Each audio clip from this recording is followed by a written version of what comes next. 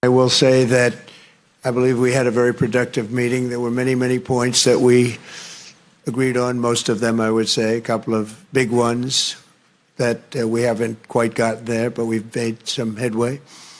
So there's no deal until there's a deal. Incidentally, when the new administration came to power, bilateral trade started to grow. It's still very symbolic. Still, we have a growth of 20%. As I've said, we have a lot of dimensions for joint work. It is clear that the US and Russian investment and business cooperation has tremendous potential. Russia and the US can offer each other so much in trade, digital, high-tech, and in space exploration. We see that Arctic cooperation is also very possible.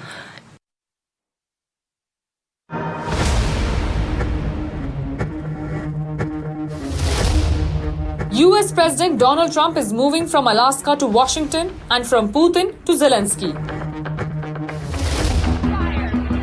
After his high-profile summit with Russia's Vladimir Putin fell short of a ceasefire, Trump now says he will host Ukraine's President Volodymyr Zelenskyy at the White House on Monday.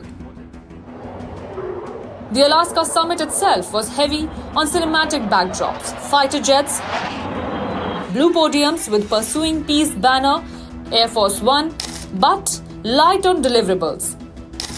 Critics abroad accused Trump of rolling out a red carpet for Putin while getting nothing in return.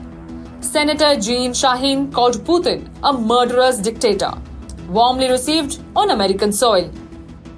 For Zelenskyy, left out of the Alaska talks, the White House invitation is both reassurance and responsibility.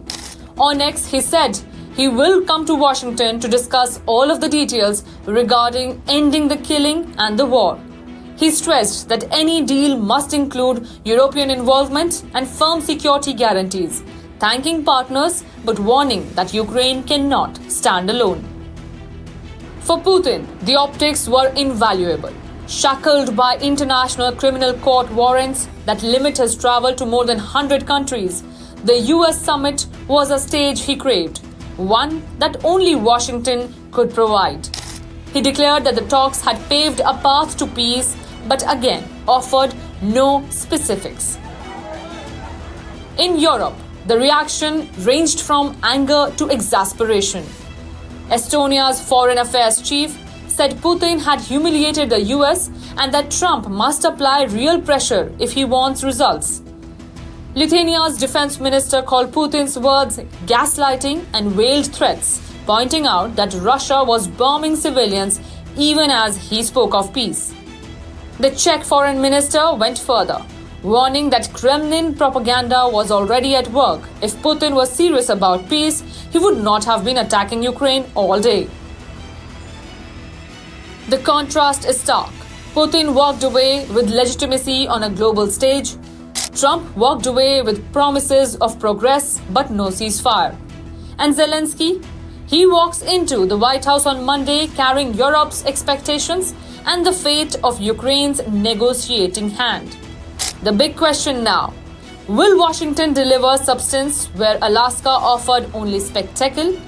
Or will history remember Anchorage 2025 as Putin's photo op and Zelenskyy's uphill climb? Riddhima, Kedia for NDTV World.